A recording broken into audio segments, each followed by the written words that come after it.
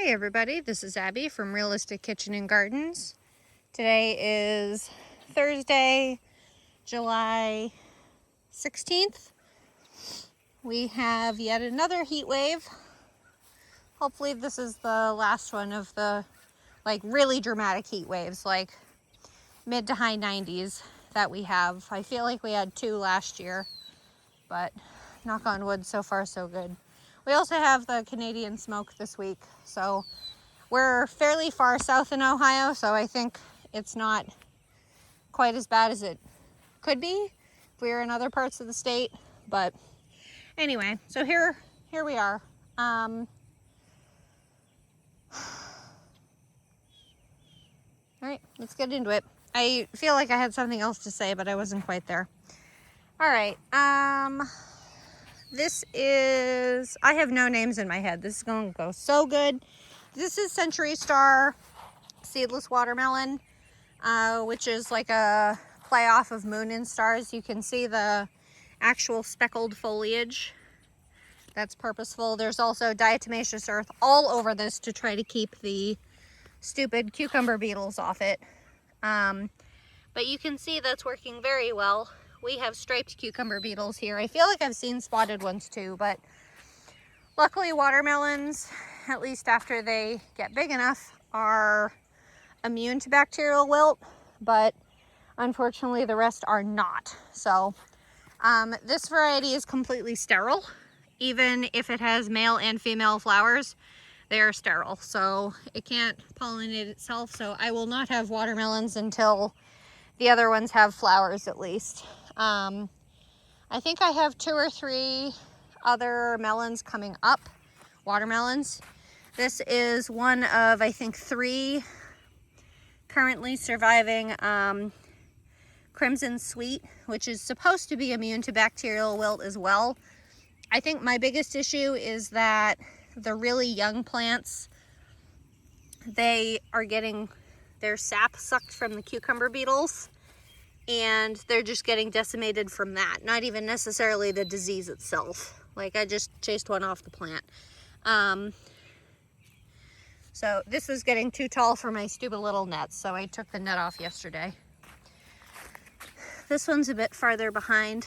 It's much more shaded though. I need to weed around them, but trying to use these little butterfly nets as a physical barrier between, this one's too tall for it too, between cucumber beetles and the seedlings. So this one's probably the biggest, and there's actually 2 there. What the hell is that? Get off there, you squash bug. I feel like every single pest you can have, I have this year. Squash bugs of all different types. Green ones, black ones, brown ones. Cucumber beetles up the wazoo. I even found on the watermelon yesterday some type of pest species, ladybird beetle, which I'm like, okay, of course. If there's one, I will have it. I don't think, so I guess I have 3 living Crimson Sweets. 2, 3. I have those two, and that one. Or, sorry, those 2, that one, and those 2.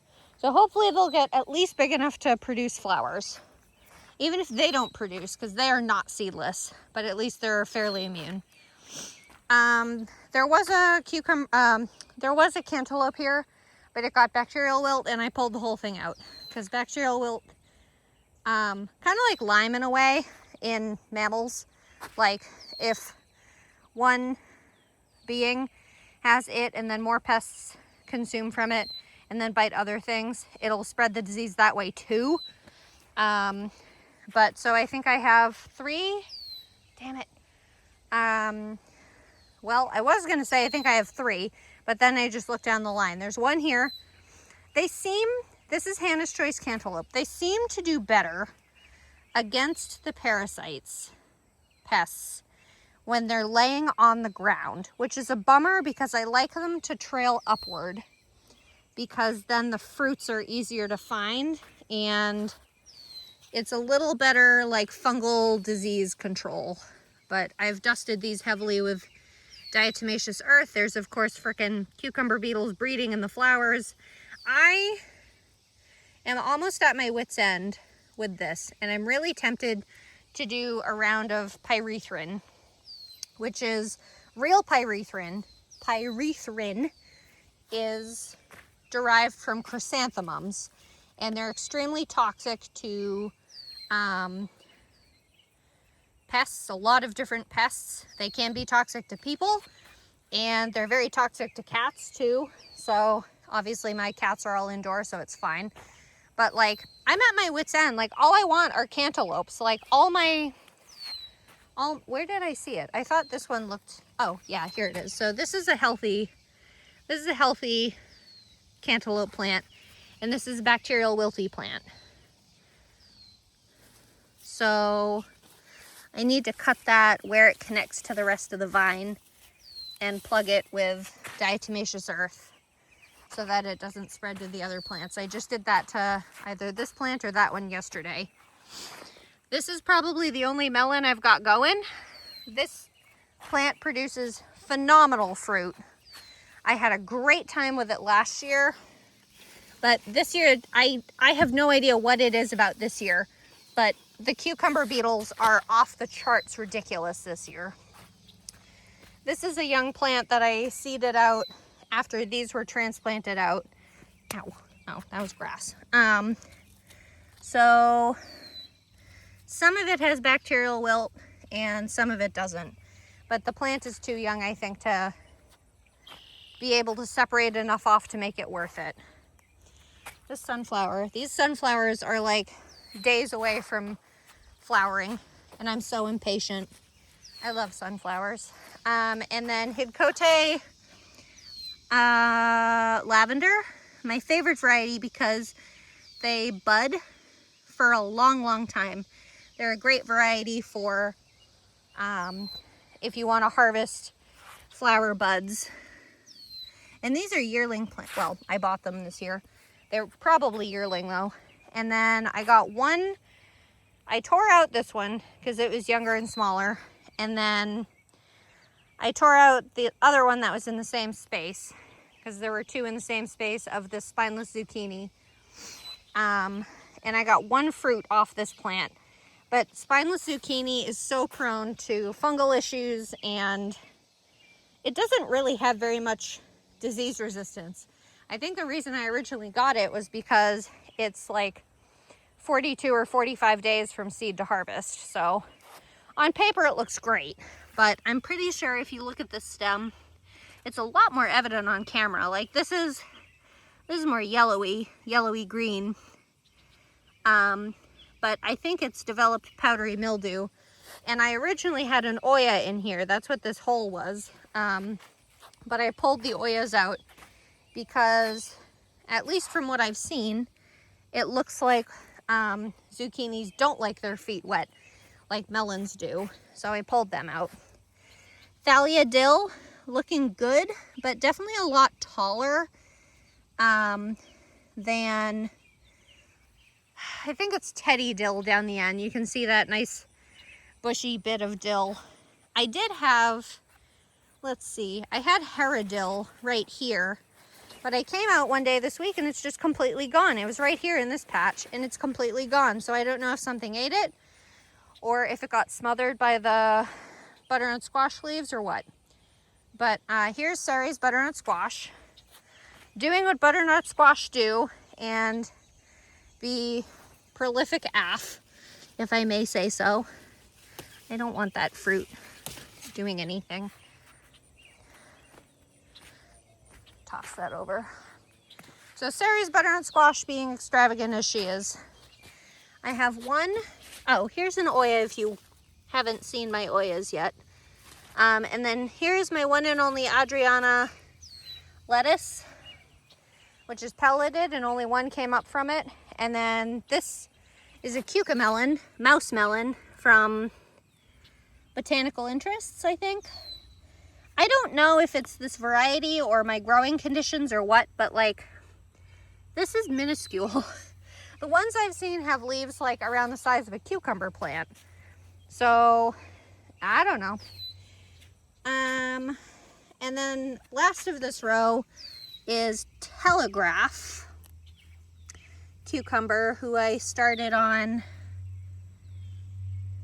that's probably June 25th, huh? 6:25. Good job, Abby. This is where we're at. We're kind of in a stalemate. I did give it a good water yesterday. We're supposed to get a decent amount of rain this coming week. But it's a slicer, and I don't know. I have no cucumbers. I just want cucumbers. This is Teddy Dill, looking really, really good. This is a brand new variety of dill for me. So the foliage is great. There's only a couple getting a little taller, so I'll harvest that soon, and I'll have to buy local cucumbers this year.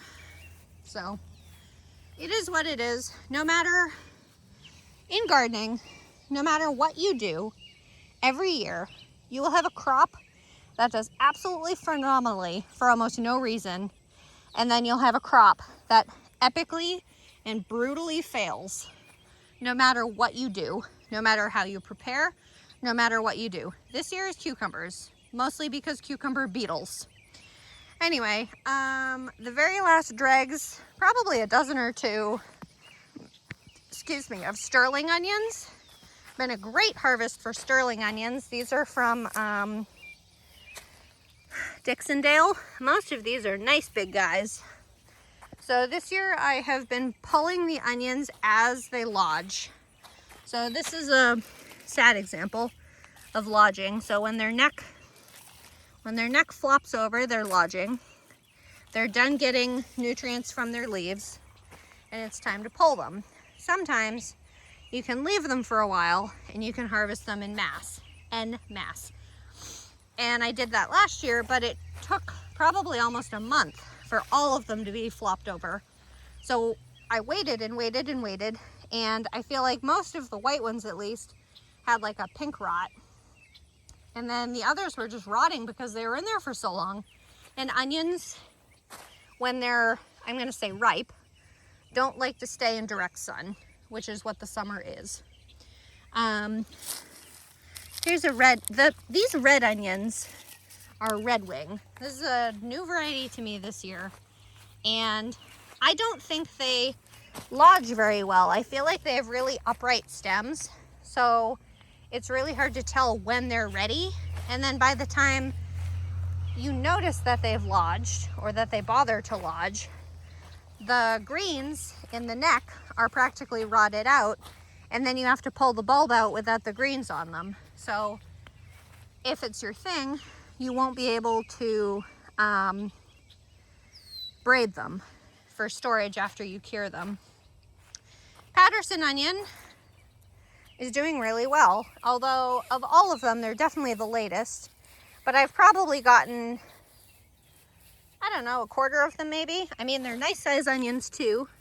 Patterson usually is advertised as a smaller onion, but I mean, I haven't fertilized this year, and these guys are doing great. So let me see if there's a good lodged one for you guys so you can see. This one's lodged. It's a little hooked up, but that's like a nice lodge. Soft neck compared to this guy, who's a nice hard, upright, not hard, but firm upright neck.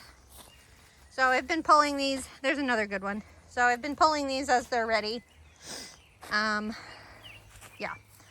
Garlic row is 90% empty with an asterisk. As we go down, I'll show you. Almost all the garlic varieties are out, except this one soft neck variety, Silver White. They're finally starting to lodge. Soft necks, when they're ready, will lodge like that. Their neck will soften because there's no hard core in them like hardneck garlic. So these are probably just about ready. I'm just waiting for more of them to flop over because I don't want them too wet either. So there's another lodged one. But the rest of this row is empty until a couple days ago. Do you know what this is? The irony is brutal because it'll probably just break my heart again. These are cucumber seedlings. And I have them all down this row too. This is the row that I had my cucurbits in last year. Well, I had 2 rows of cucurbits last year. I had one half row where these beans were. I had one half row of the gourds, and then this side had some gourds too, but this side was all my cucumbers. And I mean, this could very well be some of the slicers. It skips quite a bit. And then along here, you get these, skips a little bit, and then there's tons of them down there. Now I know down there, these are definitely picklers. These are definitely picklers, and I know why they're here because when I pulled last year, I said this in the last video, but last year I pulled all my cucumber plants out on July 11th because I had already harvested over 35 pounds of pickling cucumbers, just pickling cucumbers, not counting slicers at all. So I had culled the plants. And when I did that, I just cut them and dropped them. I didn't move them. They weren't diseased. I just had too many of them. And whatever fruit was on the vine, I just let rot. But when fruit fully ripens, cucumbers, all fruits really, when the plants fully ripen and the seeds firm up, and then you let the plant rot, it kind of automatically fertilizes them in a way to, you know, get them to this point. It's like if you ever try to save tomato seeds, you basically have to let the tomato seeds ferment to get the gel off them.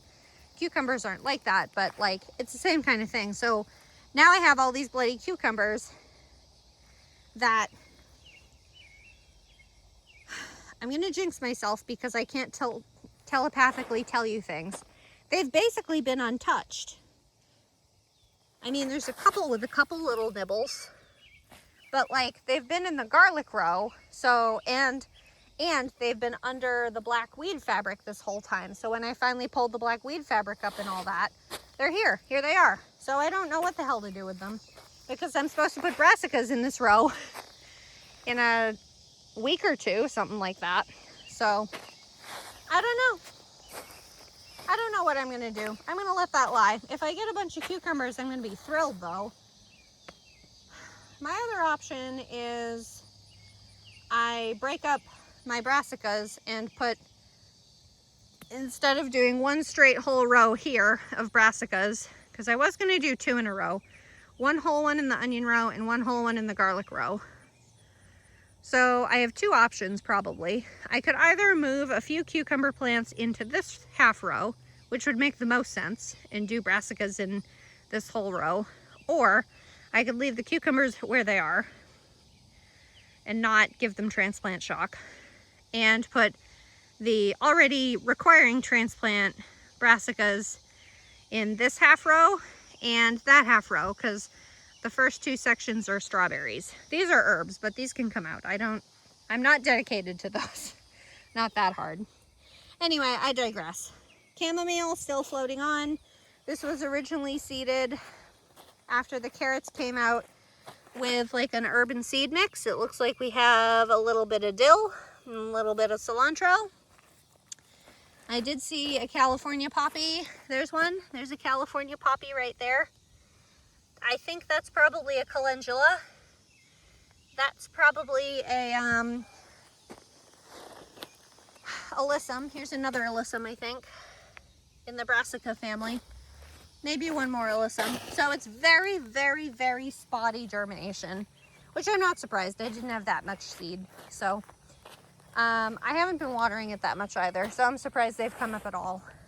But, and then I also have decided to try a different variety of zucchini, which I happen to have already owned the seed of. Dark Star zucchini. It's a 50-day variety.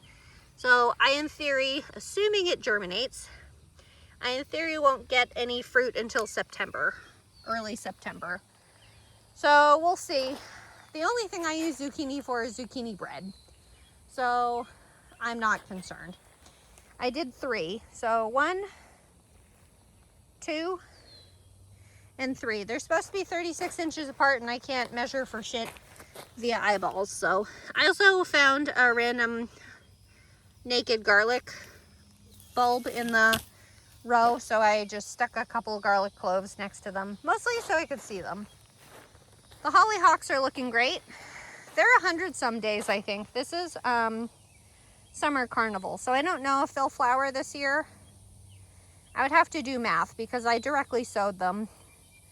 I think right around the time I seeded my beans, or maybe a little earlier. I think a little earlier, but yeah, they're hollyhocks. They're taller than knee-high.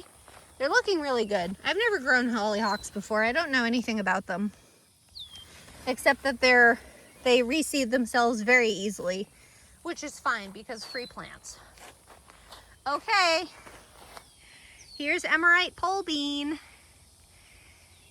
They're taller than their trellis, and I'm pretty sure their trellis is 8 feet tall, which is par for the course for pole beans. They get pretty tall. Now I'm holding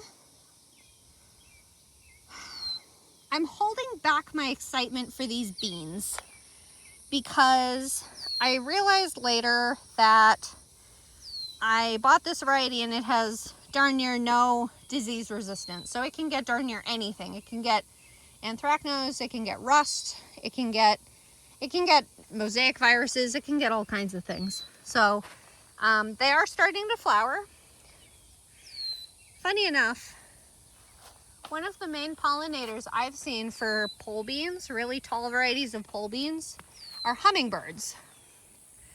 So that's pretty neat. But anyway, so like this is a good example of why I'm not holding my breath for these guys, because like that, I don't even know what that is. I have been barely touching these plants because of all the dew, because of just natural moisture spreads a lot of diseases, including rust. Not that rust is the worst, but like these deeper cupped leaves are a little suspicious.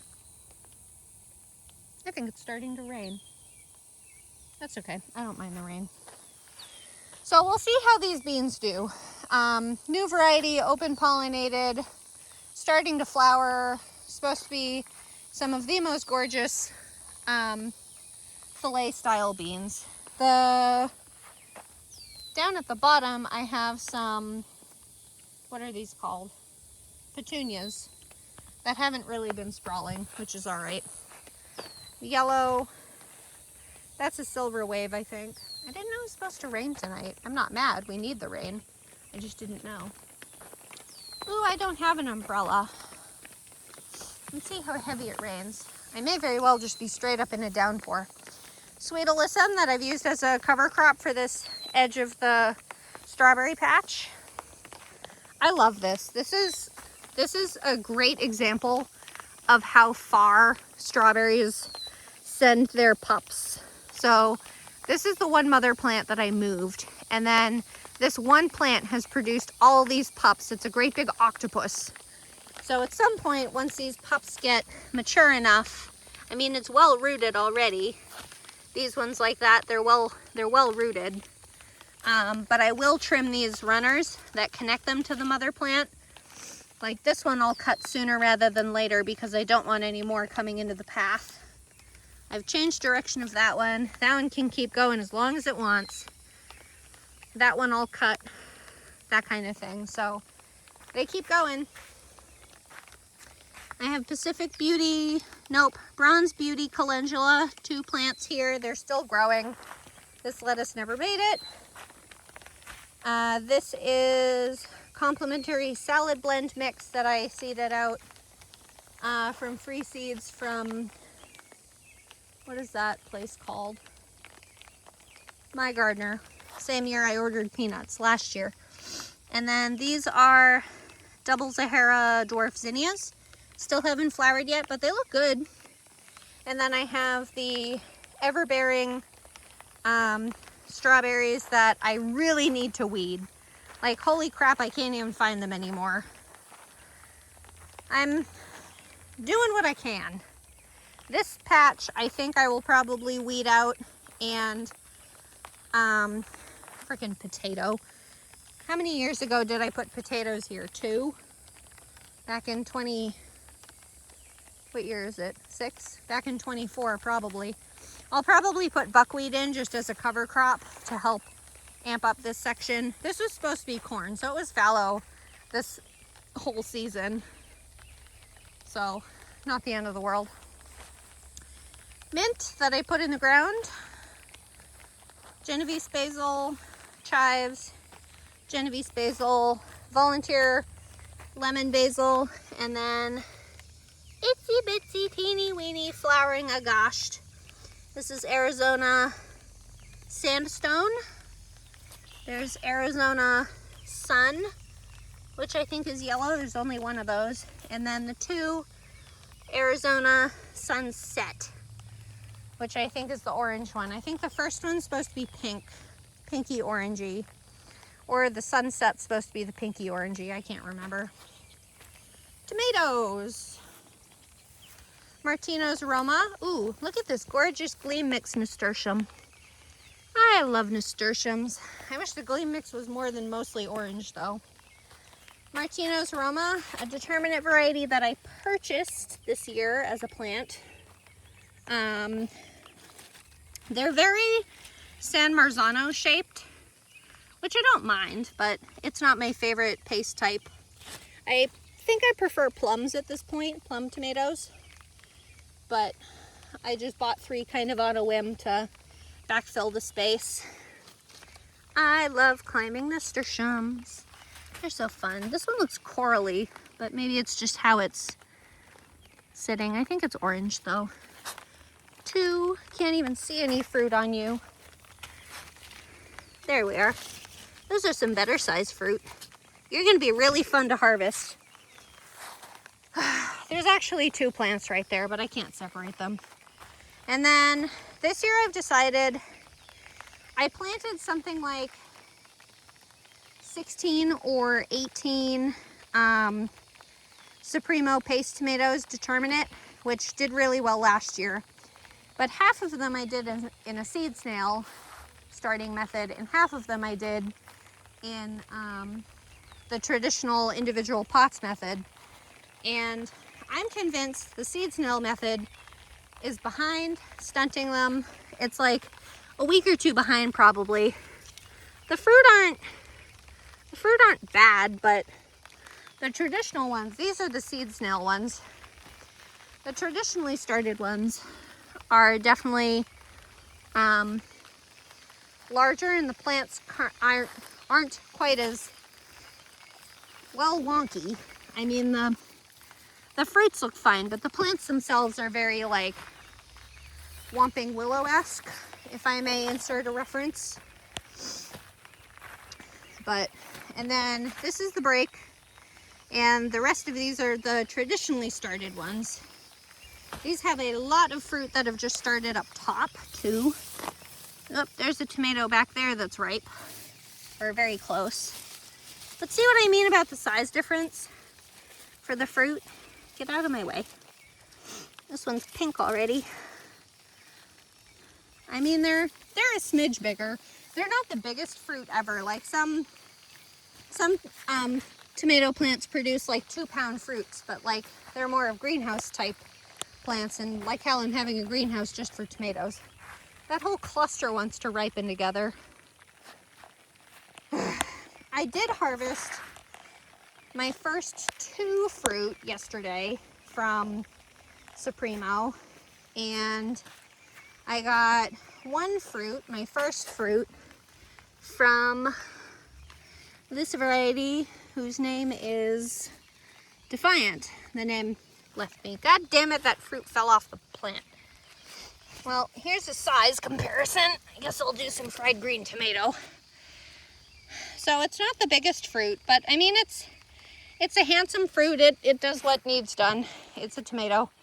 And they're slicers. I think slicers this size are a lot more manageable anyway, not counting it's green, but. And then Bartelli cherry tomato, as usual, is going bonkers. There's 3 plants here. I really need to get it trained back in there.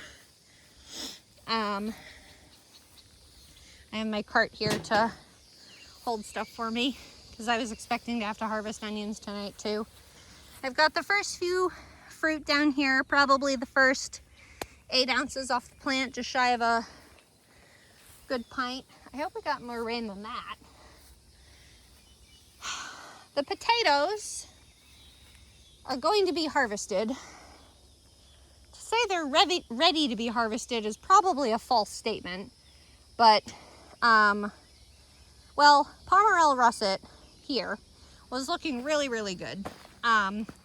Foliage wise, like all the foliage was starting to die back.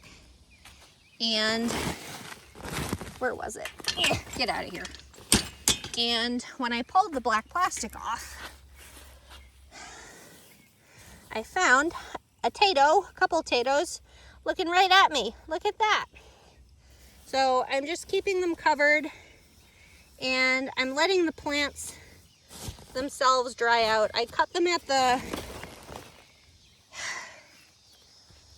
ground, and once this heat wave goes away and we get a smidge of rain to soften up my clay soil, I will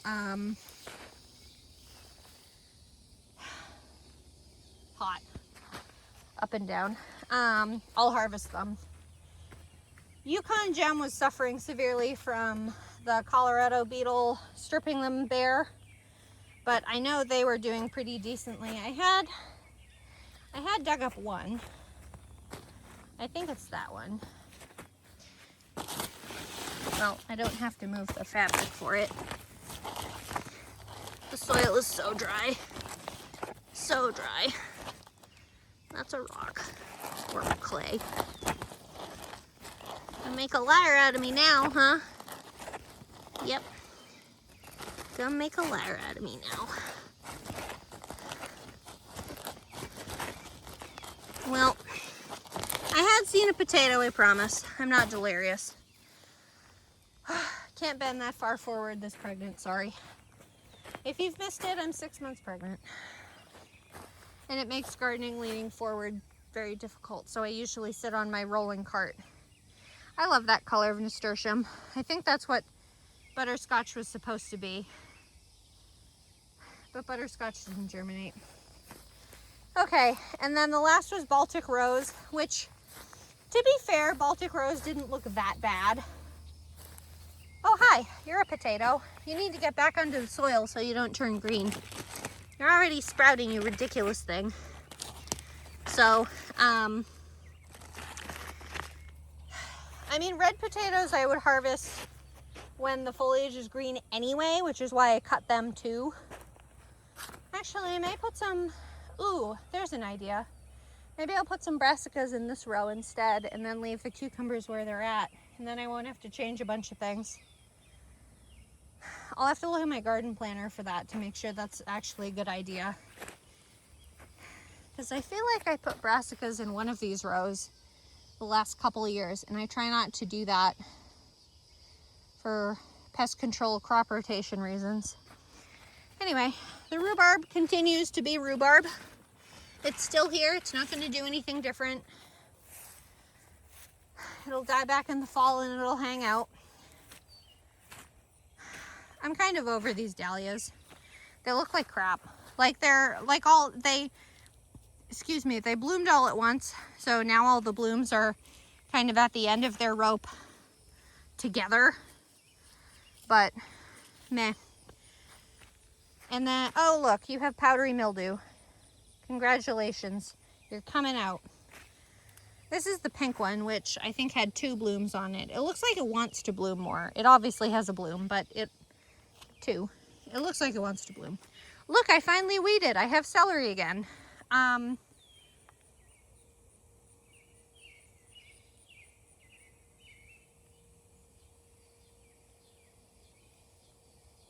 Okay, I was listening to the siren. I hear the siren, and we have one long straight one for tornadoes and one up and down one for volunteer firefighter. And it's the up down one. I was just making sure. Okay, so Tango stock celery I finally weeded, as you can see by all the grass in the row. I was letting the grass die in the path before I use it as a cover for the soil. I probably have a couple casualties like that one, which is fine because I've had like 24. I originally planted 24. I lost one. That one and the two down the end look like they want to go. But they were also shaded by the grass, but very overgrown with the grass. So getting a little bit of sunburn there. I want to fertilize them, and we need a really good soaking rain is all there is to it. Holy crap, look at the geometry on that borage. I love it. They don't look as chaotic from this angle. I mean, they are chaotic, but I like the geometry of them. Anyway, or symmetry, I guess I should say. Okay, this is Early Sensation Gold Pepper. I'm just pollinating another flower. It does have a good number of fruit on it. And I did move and add some more shade cloth to cover these. As much as a heat-loving plant as these are, the fruit will get very badly sunburned in direct sun, sun-scalded, whatever you want to call it. And it'll completely ruin the fruit. So we cover it to keep it safe from what it needs, but not too much of what it needs. All in moderation. As with everything, all in moderation. Oh good, there's a fruit. This is the one and only friggin'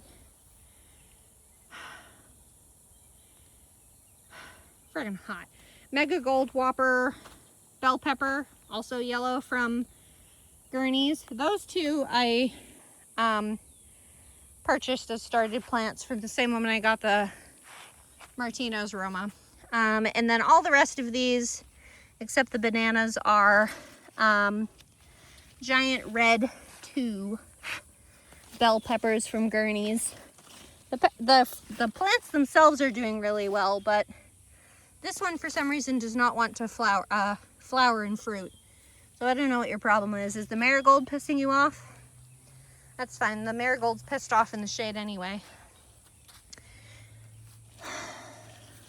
I did have, there's a fruit. I did have a few of these with a good few fruits on them. Ooh, you're reddening up and you're a decent fruit. You didn't get sunburned. Huzzah! Ouch. Found that with my foot. This has 3 fruits on it. 1, 2, and the third one's up front. Ooh, you're reddening up too. Ooh. I also added Oyas in because there were, I think, 3 or 4 peppers that had gotten pretty bad sun scald, so I pulled them off. And I know they're really juvenile anyway, so I was holding that in my mind as a thought too, but I was thinking the walls were really, really thin on them, so I just added these Oyas. They just keep the soil a little more evenly moist, so it's not dry, wet, dry, wet. It just keeps it more evenly moist. That's why I like the Oyas for cantaloupes and watermelons. It keeps the soil evenly moist, so it has plenty of moisture for the fruit to get nice and plump and juicy. Assuming I ever have anything that produces fruit and lives. There's another fruit. Looking good. Not bad. I was hoping you to be bigger, but we'll take what we get. That one's a little stripey. I have fertilized these twice with the tomato fertilizer that is, I think, 3-4-6. So it's lower. Oh, this is a banana pepper. So lower in nitrogen, medium in, God, look at all the flowers on this banana or whatever this is. I have a bunch in the house I still haven't made pickled peppers with. Medium in phosphorus, and then highest in potassium. Goddamn Colorado beetles, man. Get out of here. You're not even a potato. I think eggplants have the worst pest pressure of all the plants I can think of, except maybe next to cucurbits. I had a tobacco hornworm on here the other day, or tomato hornworm, whatever. I don't really care the difference. They do the same thing. It was on this plant. Oh, that one jumped on me. What the hell is that? That doesn't look friendly. That looks like it wants to bite me. Fine, you can stay there. Bonus points if you kill that. Okay, let me stand up a second. I mean, flea beetles, tomato hornworm, Colorado beetles. I don't know, man. I'm not even going to eat these things either. They're going to be ornaments. So you can see this little tiny baby fruit, a couple baby fruits.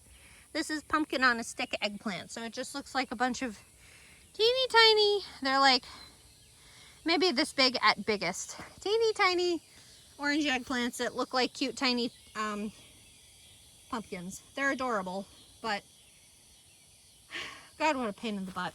Okay, okra. And I'll pop around the front to show you there's also Dwarf Pacific Blend Calendula that I started indoors in there. They're getting there. They're not flowering yet, but they're getting bigger. Cilantro is somehow living. It does like sunlight, but it doesn't like it to be too hot, which is a great combination. Kind of like the peppers in a way. This is orange string okra. I think I've got one pod off it. There's a flower about to open. And then the rest are red burgundy okra, which I've gotten a number of pods off of. There's a pod right there that just dropped its flower probably yesterday. There's the dry flower pod down there. But okra's kind of nice because you harvest it so frequently,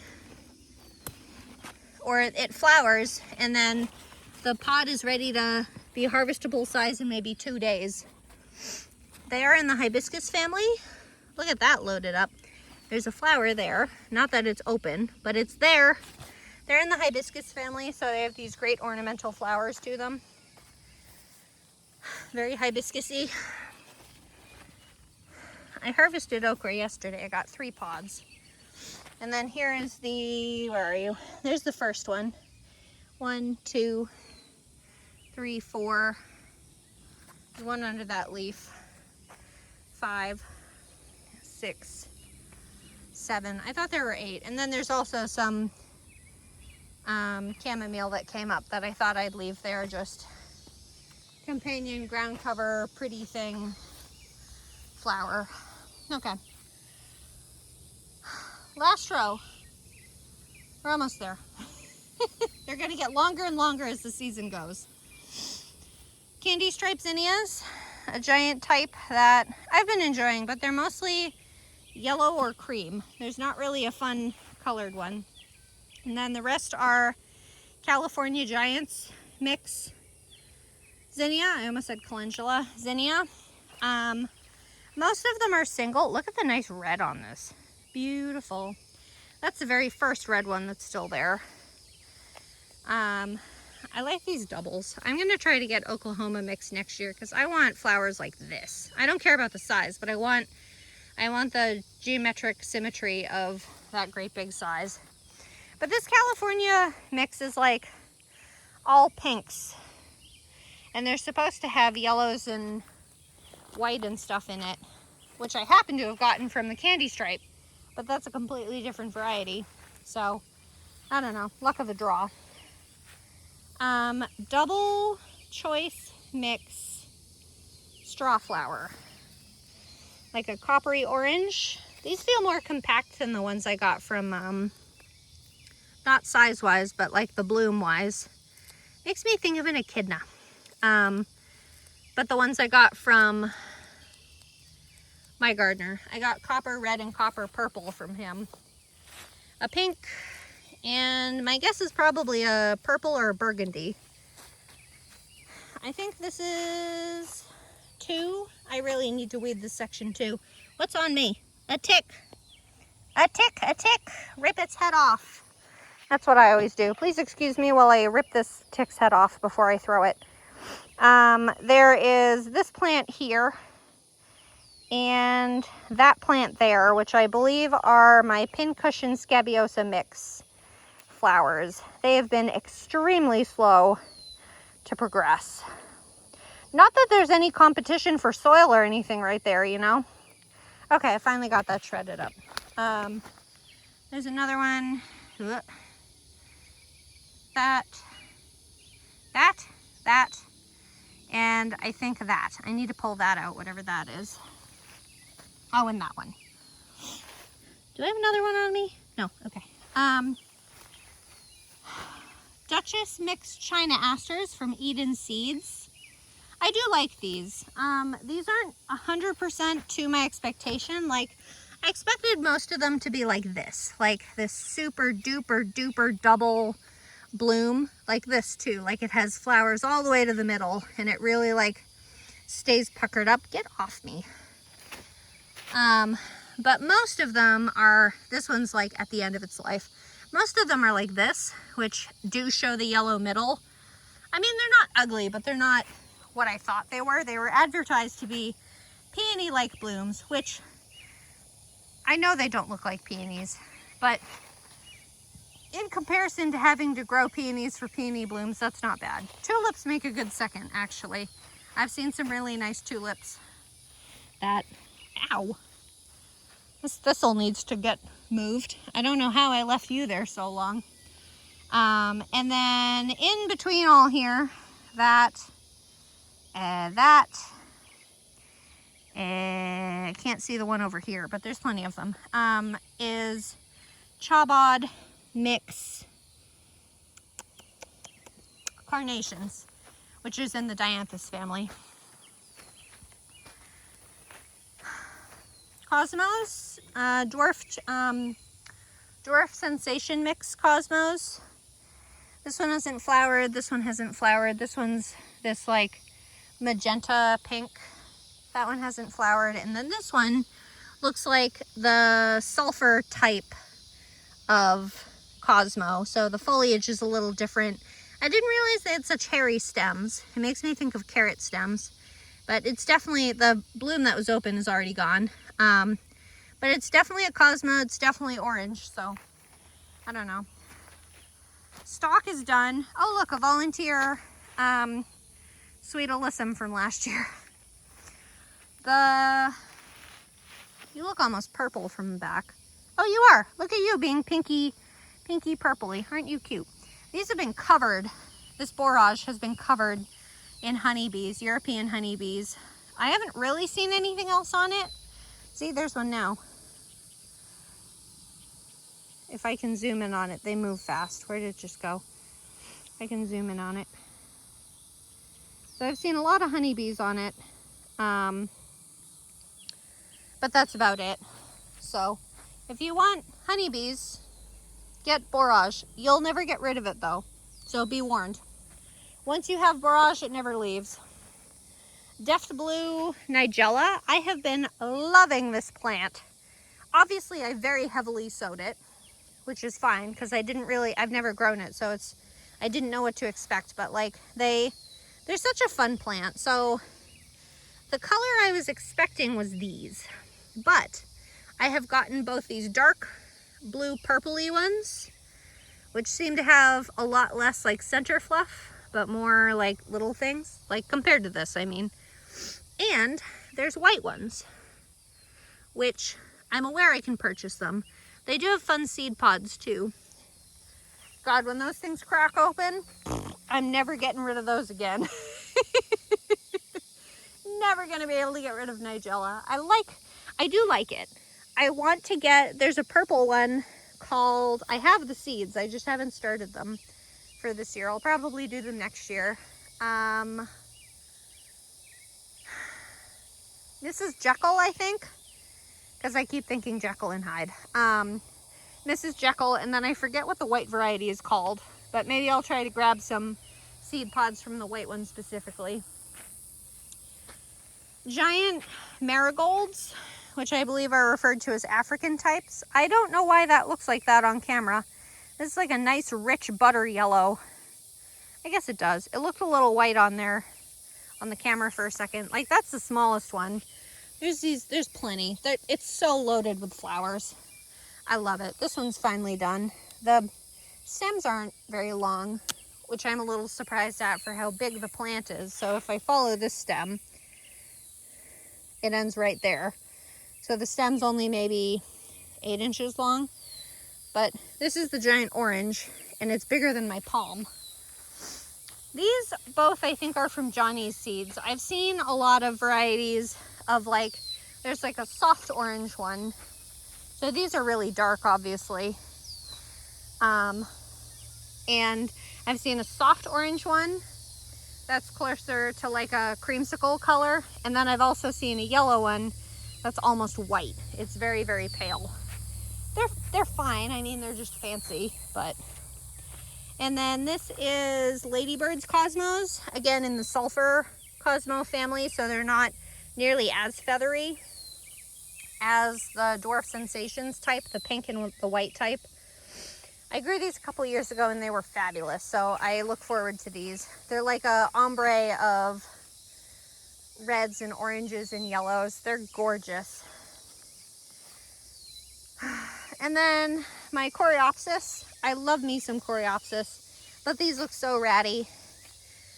They look so ratty. It's so funny. This is the very first bloom, so this is on its way out. And I feel like they have some pest pressure nibbling them. Something's eating their blooms, but this is Roulette Coreopsis. It's red, like deep burgundy wine red, but also has some yellow streaks in it, which that one is not very evident, but it's there. You can see a little yellow on this bud coming up. It's getting there. But, and then the one and only Tip Top Mahogany Marigold, Nasturtium, which should be red. It should also get between 8 and 10 inches tall, and it ain't there. I had a problem with them a couple years ago when I tried to grow them. They're from Baker Creek. I got Tip Top Mahogany, Salmon, and something else. I can't remember what else, because I got red, orange. There's two bluebirds here holding food. I think they're dragonflies or grasshoppers. That one, this one has a grasshopper, but they're waiting to get into this birdhouse to my left. I know they're in there. I've been hearing their chicks. You can see if I move, they'll go to it. But that's it. That's my garden for this year. I'm already making plans and making seed lists, making notes of everything I liked and I didn't like and that I've struggled with and that I need to change for next year. Because that's what gardening is. It's never ending change and adjustment and just rolling with the punches, because some years things go great, some years things don't. It's just kind of the way it is. Like last year we had a bit of a drought and you wouldn't know it from the cucumbers. The cucumbers didn't care at all. There's the bluebird.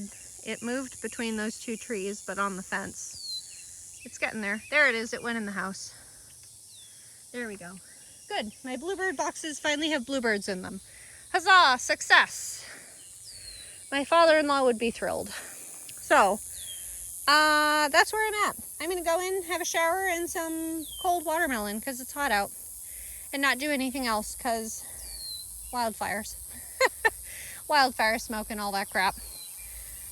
So, what's going well for you in your garden this year? What would you want to do better next year?